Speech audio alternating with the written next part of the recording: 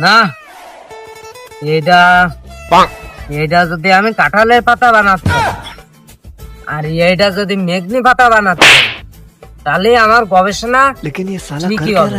আর মানুষ আমার নিয়ে সমালোচনা করে। আমার উজ্জ্বল হইতিবে সমাজের কাছে।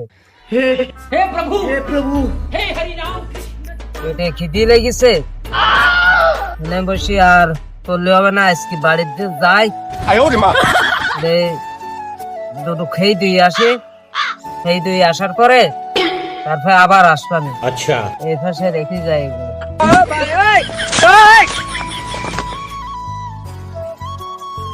আচ্ছা, আমি যে সমস্যার মধ্যে পড়লাম, কেউ তো সমস্যার সমাধান করতে পারলো না।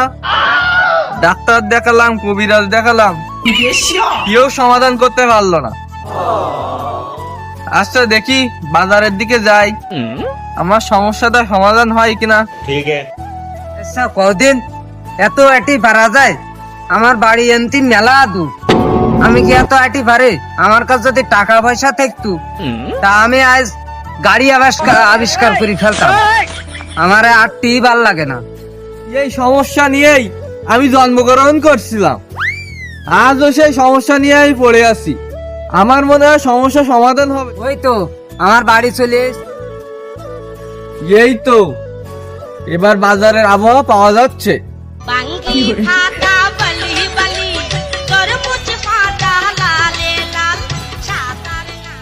এই ছেলে, তুমি দেখে হাঁটতে পারো না? তুমি কি চোখে দেখো না? তুমি কি কানা? শালা কে রে তুই?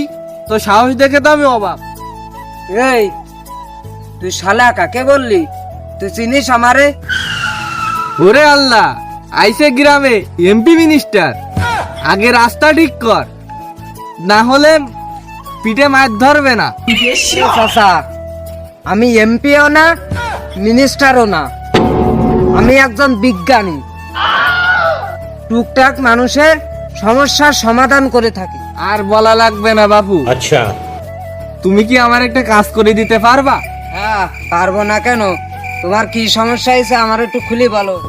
আচ্ছা শোনো, আমার গ্যাসের সমস্যা হয়েছে, তুমি কি সমাধান করে দিতে পারবা? আরে কি যে বলো চাচা, তুমি আমার সাথে চলো, আমি একজন বিজ্ঞানী, আমার সাথে চলো। আমার আপন আচ্ছা, তাহলে চলো যাওয়া যাক। सिस्टम पार देंगे।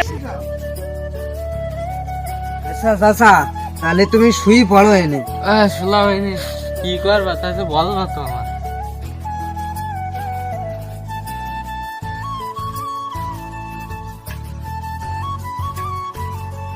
আচ্ছা চাচা, আমি এই কটা খাও তুমি।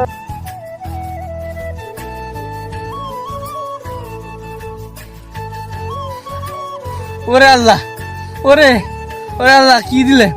ওরে আল্লাহ, ওরে আল্লাহ, তুমি বিজ্ঞানী আইসা? তুমি বিজ্ঞানী আইসা?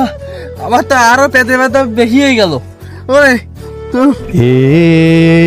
কি হুয়া, হুকা হুয়া, দিনে হুয়া।